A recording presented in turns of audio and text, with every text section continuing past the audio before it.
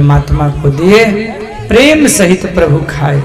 देखिए कोई भी आपको श्रद्धा पूर्वक देना तो प्रेम से खाना चाहिए और प्रशंसा करिए, वाह बहुत अच्छा बहुत अच्छा, ये नहीं कि उसका निंदा करिए।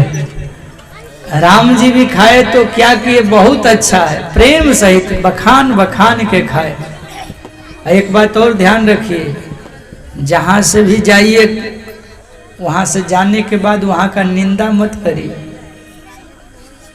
जिसके भी घर परिवार में रहिए 10 दिन 5 दिन 2 दिन, जो भी रूखा सूखा खिलाया खाया, वहां से जाने के बाद भूल कर भी वहां का निंदा नहीं करना चाहिए।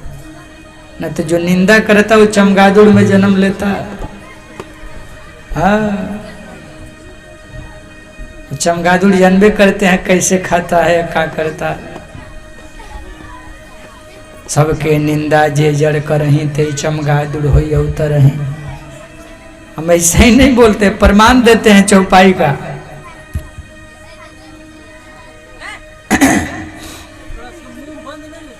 प्रेम सहित प्रभु खाए बारंबार बखान। प्रेम के साथ बखान के भगवान जब खाए, अब दोनों हाथ जोड़ के मैया सबरी प्रीति के साथ सामने खड़ी हो गई और कहने लगी कि भगवान कहीं विधि स्तुति करबो तुम्हारी, क्यों अधम जाति में जड़मति भारी। मैं अधम जाति हूं, बुद्धि भी मेरी जड़ है, आपका स्तुति हमको नहीं आता है, पढ़ी लिखी नहीं हूं। सबरी कहाँ वेद पुराण पढ़े। अधम से अधम अधम अति नारी, अतिन मैं मति मंदाघारी। पढ़ी लिखी भी नहीं, जाति से भी अधम, कुल से भी अधम, ज्ञान से भी अधम, सब तरह से मैं उसमें भी नारी जाति, सहज पावनी नारी। नारी जाति का तो बुद्धि हमेशा भौतिक में संसार में लगा रहता है, संसार के पचड़ा में, तो ऐसी नारी होते हुए हम आपका स्तुति कैसे कर पाऊं। भगवान ने कहा कि मैया हमारे दरबार में ये सब तू क्या कह रही है कि अधम और नारी, ये सब ठीक बात नहीं लगता हमको। अपने आप को ठीक है छोटा बताना अच्छी बात है, अहंकार नहीं होना चाहिए किसी को कि हम श्रेष्ठ हैं अच्छे हैं। लेकिन मैया एक बात है, मेरे दरबार में भक्ति के अध्यात्म में धर्म में एक नाता चलता है, भक्ति का नाता। यहाँ कौन नाता चलता है? भक्ति का नाता। कह रघुपति सुन भामिनी बाता, मानव एक भक्ति कर नाता। न जाति न पाति न कुल न धर्म न बड़ाई, जिसको ये सब करना है वो धर्म में ना आए, साधु में ना आए, भक्ति में ना आए, ये सब छोड़ के मानव बन करके एक बन करके आए, उसी को भक्ति में अधिकार है। यहाँ सब एक बराबर एक चट्टी पर बैठे हैं ना, यही भक्ति है। कोई ऊंचा नीचा नहीं, इसमें सब बराबर है। हम यहाँ ऊंचा बैठे हैं इसका अर्थ नहीं है कि हम बहुत बड़े हैं, इसलिए ऊंचा बैठे हैं कि आपको साफ सुनाई दे पड़े। बोलने वाले को थोड़ा ऊपर बैठना चाहिए कि सामने दिखे और आपको साफ सुनाई। बाकी कोई बड़ा छोटा नहीं, सब समान है। कह रघुपति सुन भामिनी बात, एक भक्ति का नाता है।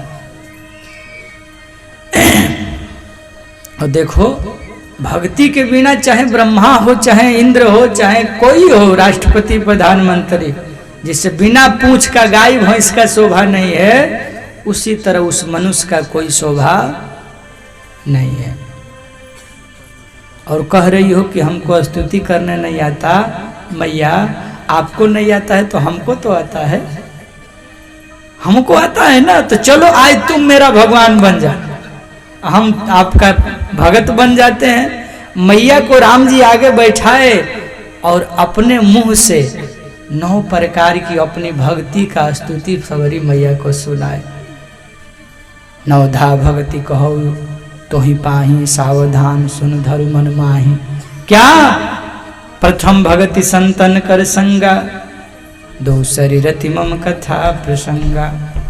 गुरुपद पंकज सेवा, तीसरी भक्ति अमान, चौथी भक्ति मम गुण गण, करई कपट तज गान। मैं पहला भक्ति है संतों का संग करना, दूसरा भक्ति है राम कथा भागवत कथा सत्संग सुनना, तीसरा भक्ति है गुरु जी की चरणों की सेवा करना, चौथी भक्ति है राम जी के नाम का गुणगान करना। गुणगान भी कपट छोड़ के, ये नहीं कि ऊपर ऊपर राम राम भीतर भीतर काम काम, ये नहीं होना चाहिए। हाँ, ज्यादा रे भक्ति चोरे रे लक्षण, बनावटी नहीं, अंतःकरण से भीतर से जो बदल गया वही वास्तव में बदल गया। करई कपट तजिगान। और पांचवी भक्ति जो गुरु मुख से, संत के मुंह से जो दीक्षा लेकर के मंत्र जाप करते हैं, वो पांचवी भक्ति है। छठदमशील, इंद्रियों को दमन करके संयम पूर्वक रहना और सज्जन का धर्म निभाना, ये छठी भक्ति है। सातवीं भक्ति है हमसे अधिक हमारे संतों को, हमारे साधुओं को, हमारे महात्माओं को इज्जत करना, प्रेम देना, भक्ति करना, पूजा करना, हमसे अधिक उनको सम्मान देना, सातवीं भक्ति है। आठवीं, जो भी जीवन में कमा करके शाम को आए तो भगवान को धन्यवाद दे, प्रभु 300 रुपया दे दिया, बहुत दे दिया, जथा लाभ संतोष रहे जीवन में, आठवीं भक्ति है। क्योंकि करोड़ों का टर्नओवर अगर है, अब मन में संतोष नहीं है तो उसके समान दरिद्र कोई नहीं है। और बहुत गरीब आदमी है, अगर मन में संतोष है तो उससे बड़ा कोई धनी नहीं है। गई धन बाजी धन और रतन धन खान, और जब आवे संतोष धन सब धन धूरी समा। सुदामा जी को देख लीजिए, ऐसे महात्मा। तो संतोष रूपी धन जिसके पास है वो आठवीं भक्ति करता है। आठवीं, भगवान से जरूर रोज इतना कहा करिए, कुछ न कहिए तो जरूर इतना जरूर सुबह सोते सोते और उठते उठते दोनों समय कहिए, जब प्रभु आपने हम पर बहुत कृपा किया, कम से कम शरीर स्वस्थ है, पैर हाथ ठीक है, दांत वोत सब ठीक है, तो जय हो, बहुत कृपा है। हाँ, 70 वर्ष के हो गए, अभी तक दांत ठीक है, तो समझो भगवान का बहुत बहुत कृपा है। हाँ, मुझे तूने दाता बहुत कुछ दिया है, तेरा शुक्रिया है, तेरा शुक्रिया है, तेरा शुक्रिया है, तेरा शुक्रिया।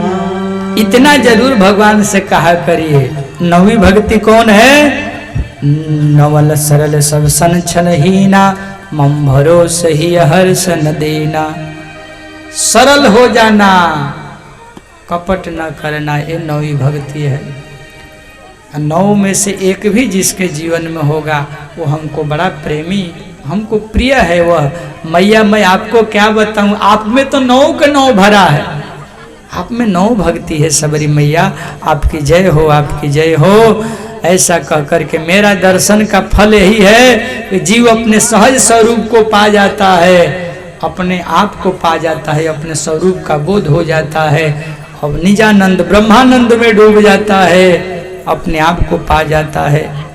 जनक सुता की सुधि बताई कि आगे रावण लेके गया है, पंपा सर जाइए, वहाँ किष्किंधा से मुलाकात होगी।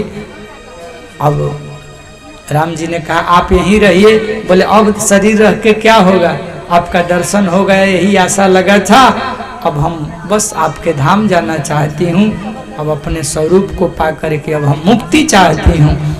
भगवान ने तथास्तु कहा। बार बार प्रभुपद सिरुनाई प्रेम सहित सब कथा सुनाई और अपनी पूरी कथा सुना करके भगवान के चरणों में लीन हो गई। योग अग्नि प्रकट करके अपने आप को उसी में समाहित कर ली। इसीलिए तुलसी बाबा कहते हैं, जातिहीन जन्मनि मुक्ति कीन्ह असनार, महामंद मन सुख चहसी, ऐसे प्रभु सिखा विसार। ऐसी महागंवार सबरी मैया को जो भक्ति में बहुत बड़ी थी, बहुत जवान थी, बहुत विद्वान थी, ऐसी सबरी मैया को भगवान ने कल्याण कर दिया। हे मंद बुद्धि मन, ऐसे परमात्मा का भजन क्यों नहीं करता? ऐसे भगवान को भजन क्यों नहीं करता? बोले सबरी मैया की।